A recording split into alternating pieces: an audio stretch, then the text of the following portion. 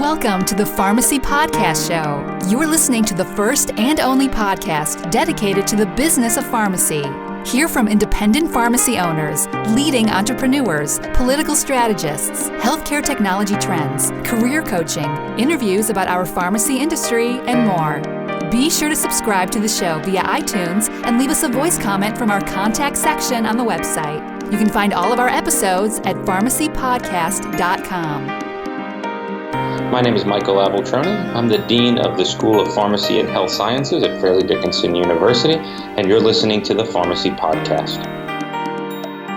Hey, welcome to the Pharmacy Podcast Network. This is Todd Urey, founder of the Pharmacy Podcast. You know, it's been exciting working with several of the national associations. We've run into some very incredible programs, people, leadership of our industry.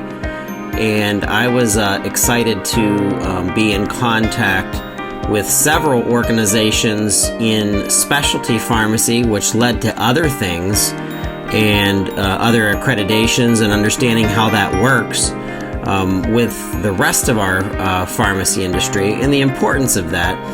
And what's really interesting is how the coming together of different organizations have provided us with a roadmap.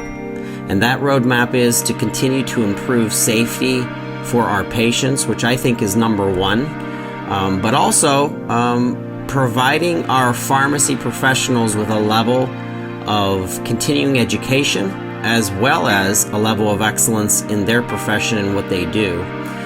And I have met John Pritchard, who is an Associate Director of Pharmacy, Andrew Madigan with the ACHC, who introduced me to the gentleman that's on with us today with Fairleigh Dickinson School of Pharmacy, Mr. Michael Abeltroni. Welcome to the Pharmacy Podcast.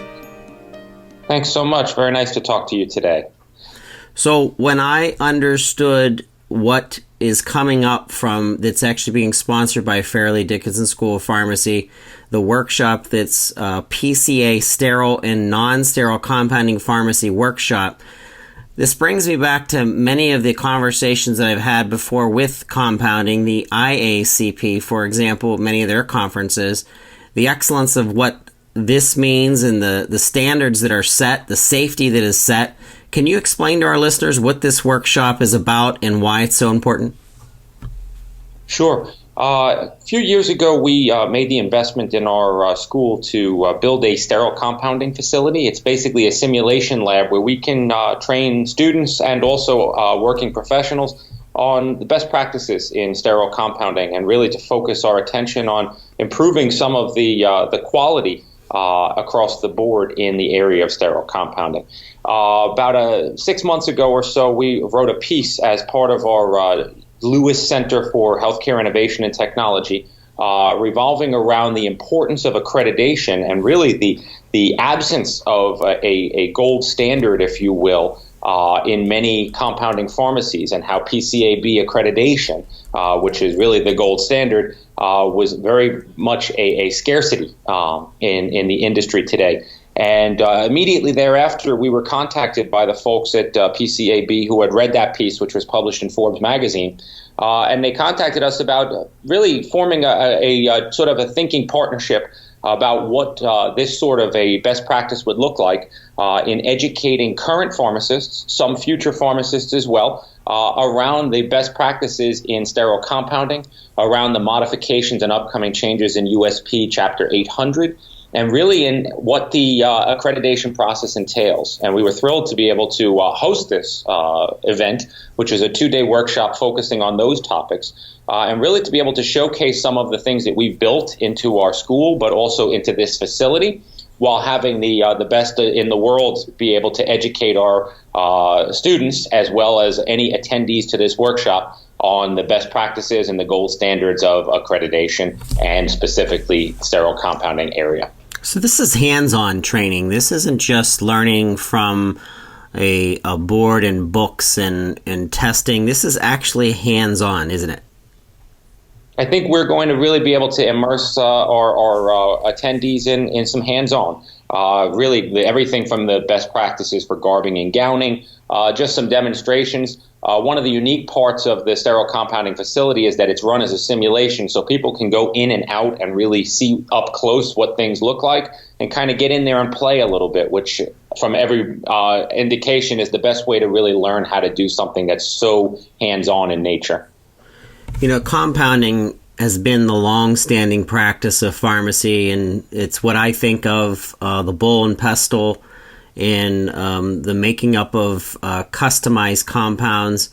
It's come full circle with the importance of different medications. They're treating chronic disease states, things that are happening with making sure that personalized medicine is even tied back to our DNA, and the rise of medical cannabis and how compounds into creams are going to continue to push the envelope for pain management and other things. And every time I think of different changes in pharmacy, the evolution of pharmacy, compounding seems to be right in the center of it. So I would think many of the pharmacists listening that have been thinking about differentiating themselves from a competitive standpoint, I think compounding is a big differentiator.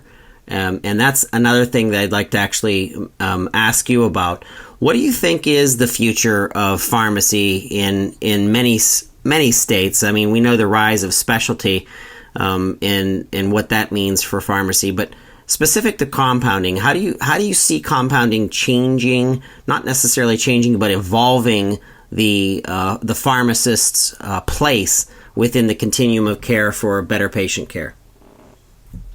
I think you articulated it really well in that it's really come back into almost full circle, where now compounding has become very much a desirable skill for pharmacists to have, and expertise that I think is critically important, because I think that the whole advent of personalized medications and a personalized regimen for an individual or a patient, I think is going to be front and center in the future of healthcare as we continue to really, I think, hone in on how we can improve individuals by the knowledge that we have around their genomic profile, around specific tolerances or specific genetic markers. And I think that the compounding area, I think, will continue to grow and emerge as a leader in this realm. And one of the things I think that we've tried to really articulate to our students is that the role of the pharmacist in general has really changed from being straight dispensing to a much more cognitive function, where pharmacists are really being asked to be part of the primary care team,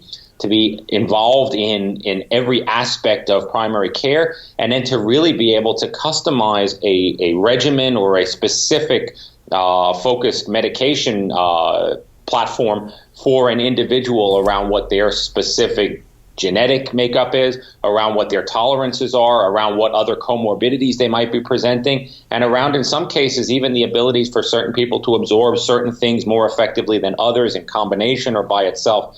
So I see that there's really a huge opportunity for students coming out of school right now who have this knowledge set to really be able to differentiate themselves and go places where pharmacists in some cases haven't ever been before, and in some cases haven't been since compounding has sort of fallen out of fashion in the old traditional sense of the apothecary.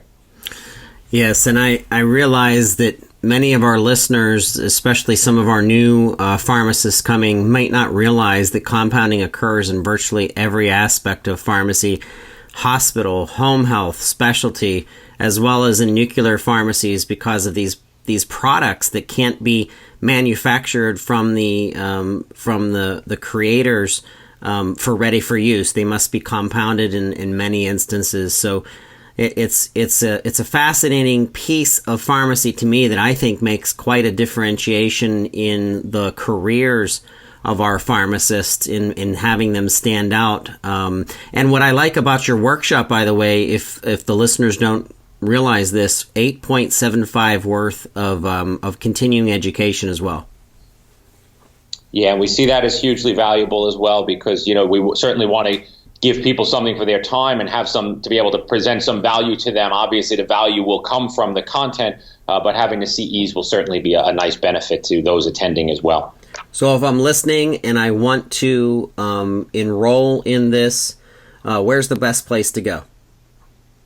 So you can go to the ACHC website right now and register through them. And I believe it also can be found at Accreditation University website as well. And really, we believe that the accreditationuniversity.com would link you to the workshop. And we believe it'll be really a fruitful 2 days for people to be able to come in, to be able to learn a whole lot about compounding, to be able to learn a whole lot about the upcoming USP Chapter 800 modifications, which I believe are going to have huge impact on compliance, and particularly in every area, whether it be a hospital or, as you said, a home care infusion center or anywhere else. I think there's a lot to learn, and there are a lot of changes that are forthcoming that are important to get ahead of, because there's a lot of them that are structural that require some cost and some lead time. And I think that it will be also a huge opportunity to be able to network with others like yourself who are interested in learning more and really are people who are at the fore of doing some things that are rather innovative. And I think bringing those thought processes together and bringing those different views together will be a wonderful way to really, I think, make a 2 days that are I think very valuable for all the attendees. So you can find the link at accreditationuniversity.com. And when you get to the website, you'll be able to follow there and be able to look into and actually delve into the workshops under training. And when you follow that, you'll see our training listed there. So we're very excited to have that and have that as at our facility, and to have those folks in there to really learn from the best. This is the PCAB Sterile and Non-Sterile Compounding Workshop. You can find it at accreditationuniversity.com.